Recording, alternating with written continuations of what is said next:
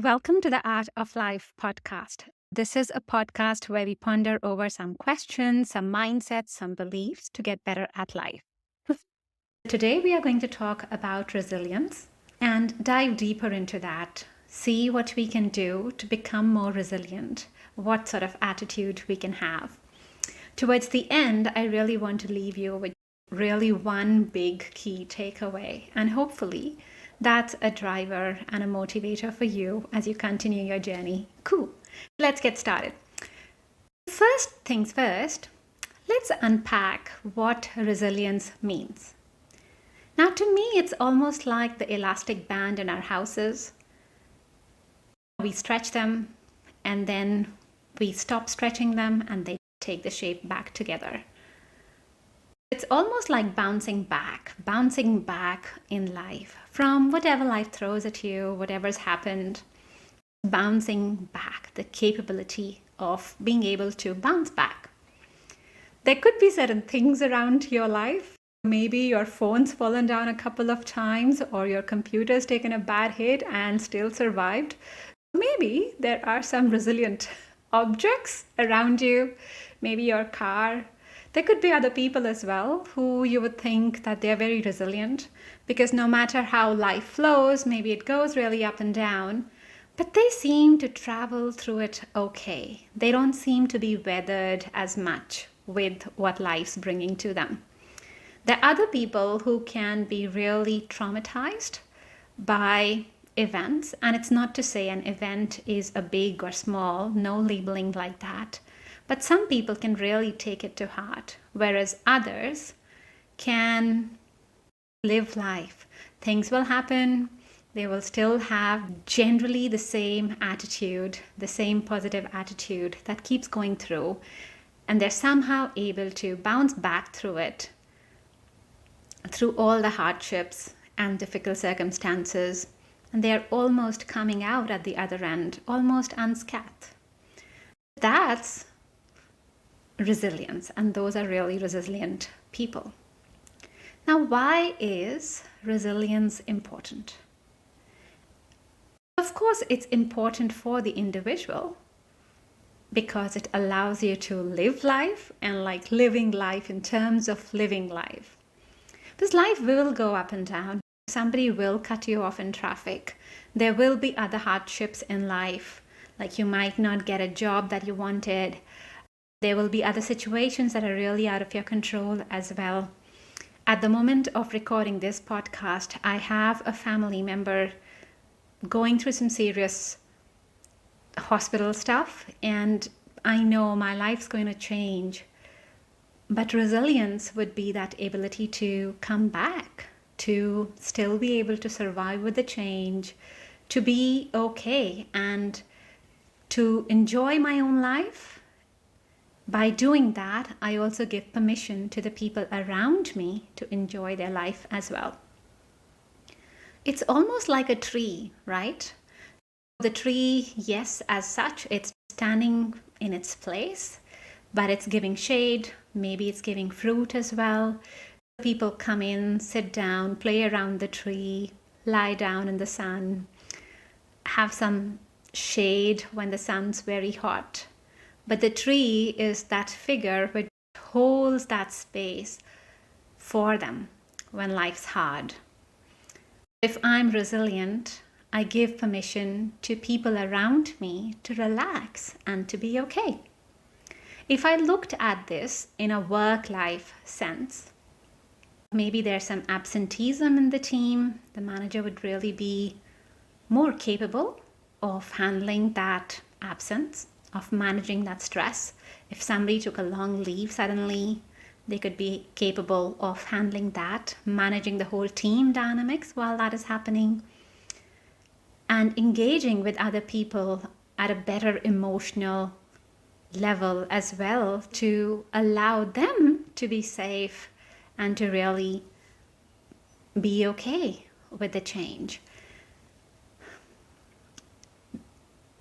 Let's say there was a legislation change that had some team impact, and then it's around setting the energy in the space and being okay with it that people around you feel comforted and feel okay as well. At home, with your family, it's again being able to cope with whatever life is throwing at you, so that when you come home, you're providing a safe and a nurturing environment for your family, for your partner, for your kids, and all the other loved ones. Now, sometimes there can be a confusion between resilience and perseverance. Are resilience and perseverance the same? Resilience is around bouncing back in life. Something happens, maybe it's a death, maybe it's an illness, maybe there's a hardship like job gets taken away, or COVID that we've all experienced in some shape or form. Resilience would be being able to take that and not letting it affect you internally as much. It sort of happens around you. You feel it, you work through it, you're able to talk to it, do the things that you have to do, but doesn't impact you as much. That's resilience. Perseverance is probably a small part of it, which is trying to go on no matter what. You would persevere for a goal that you really wanted to achieve. Let's say you wanted to climb a mountaintop, you will train and you will get there. But perseverance can be up and down in terms of emotions. You might really feel great sometimes, you might not feel motivated sometimes, but you still keep going. That's perseverance. Resilience is a little bit different. Resilience is that emotional stability.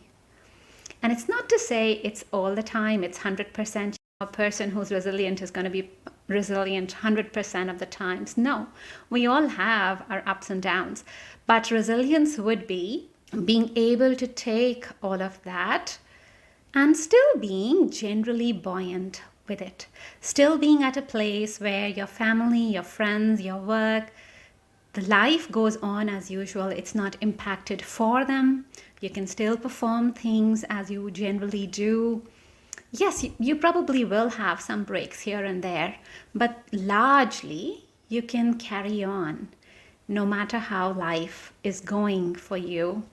Things around you, the processes, the people, they're all okay. They don't have to worry about you. And you by yourself also feel okay, that no matter what happens, whatever change is happening, you're still okay, and you're like, that's all right. What separates a resilient person from a non-resilient person? Like, what's the distinguishing factor? And in my mind, there's this concept around life. Now, I'll ask you this question. Are you living life or are you managing life? It's a deep question. Think about it again.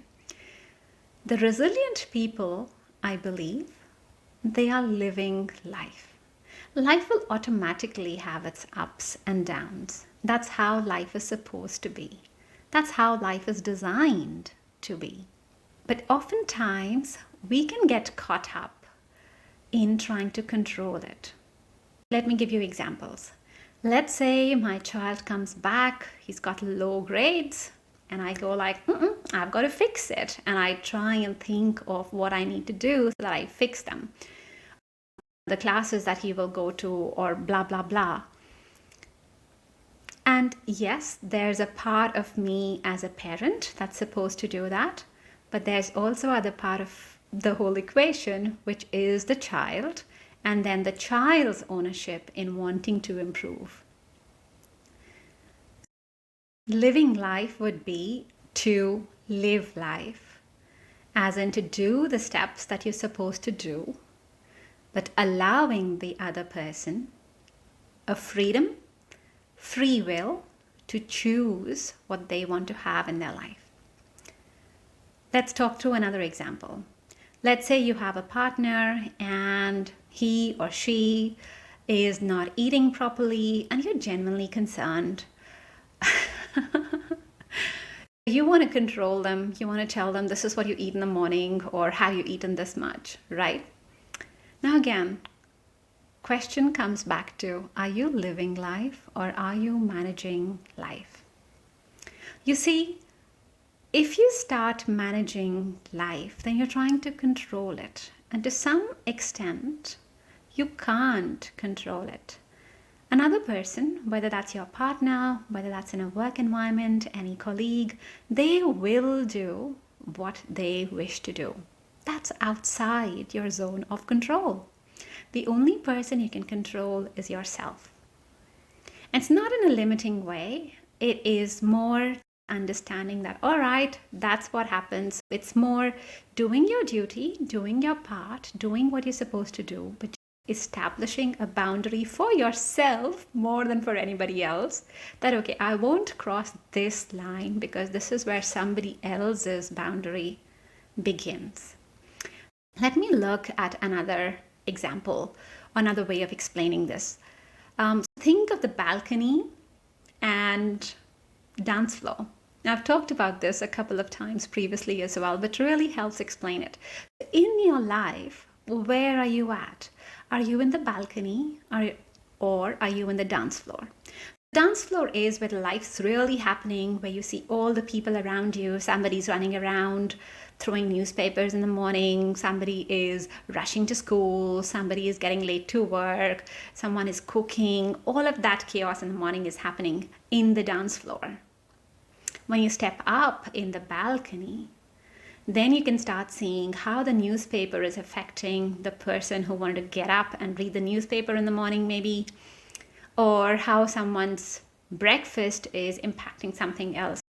In the balcony, you get a whole big picture of what's really happening.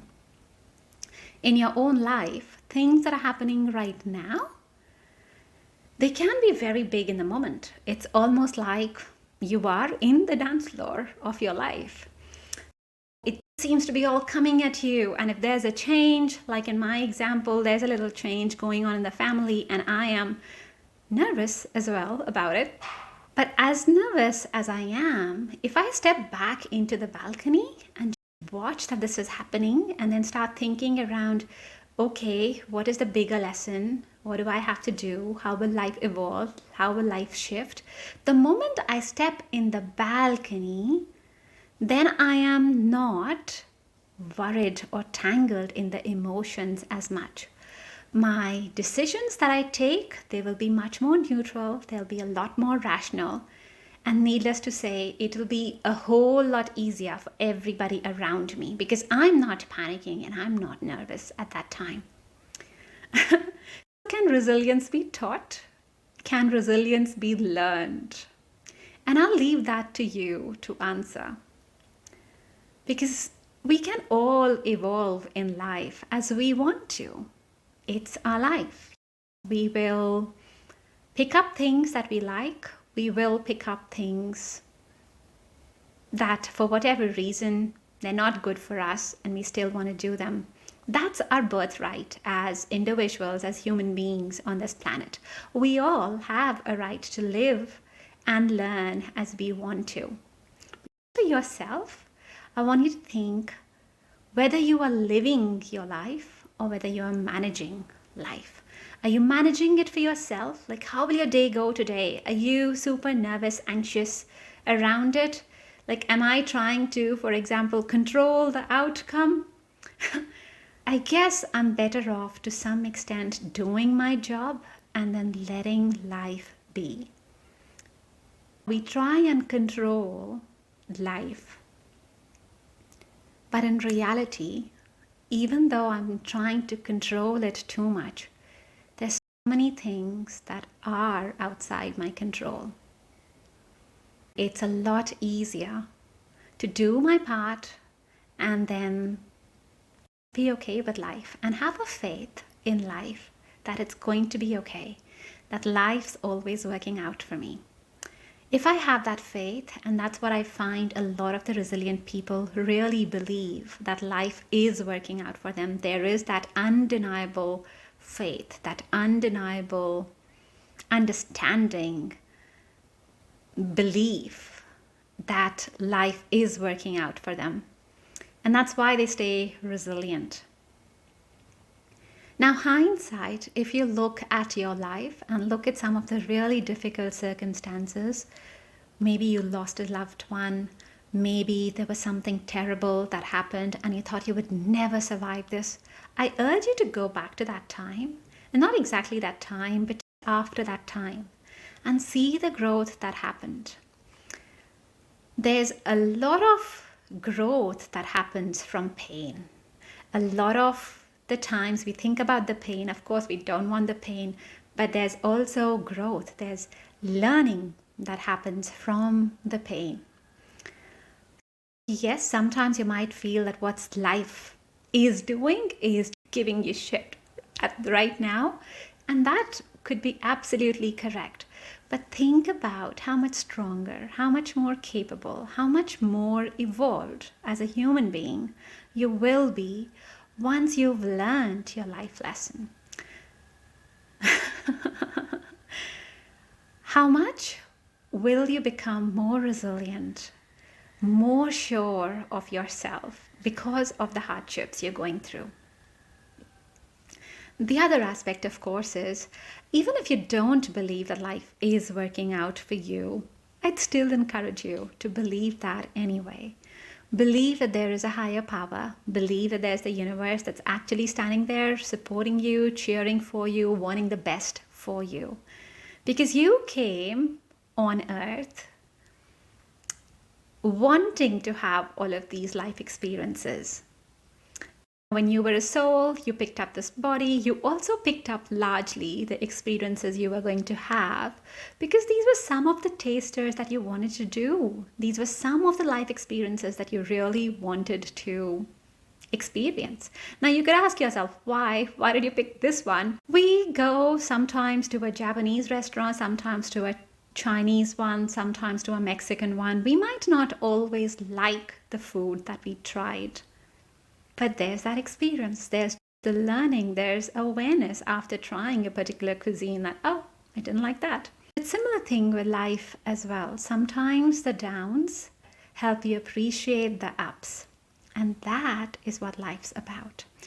I hope the question around living life and managing life resonates with you. Do let me know what you think about it.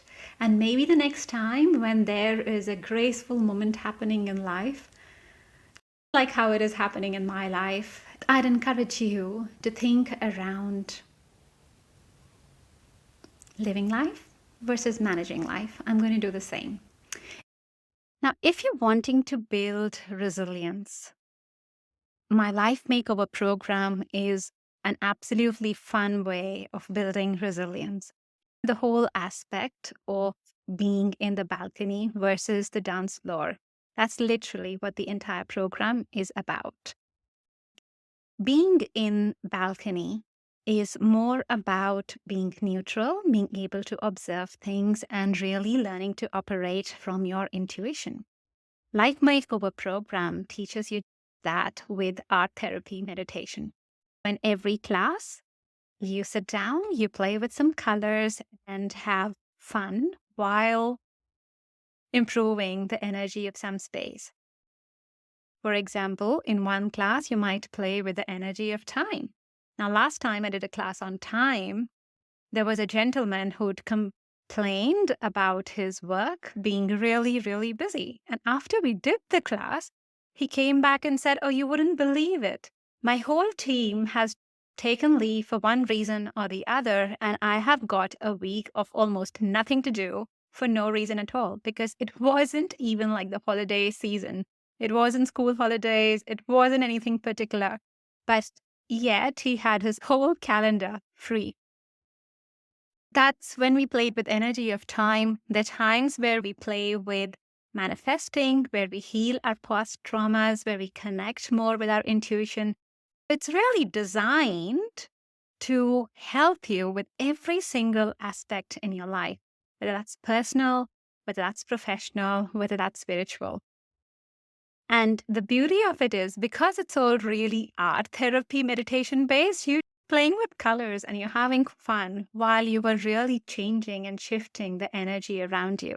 Whether you wanted to manifest relationships or you wanted to get really great jobs that give you a whole lot of money, have a business that has hundreds of clients, 1,000. I believe really strongly that the Life Makeover program can provide that to you. And if not, well, there is a 100% money back offer. You will start noticing a shift with every single art therapy session that you take. Every session is an hour, it's an hour of play. And with that, you experience a shift in your life. That's it for the Art of Life podcast for today. If you have enjoyed listening to this show, please do reach out to me, respond how you felt about the question around living life versus managing life. If you have a little bit more time, also leave a review, share the podcast with your friends, because that's how the podcast gets known to more people, and that's how this message can go to more people in the world. Thank you for doing your part. Thank you for listening, and I will connect with you next week. See ya. Have a lovely day.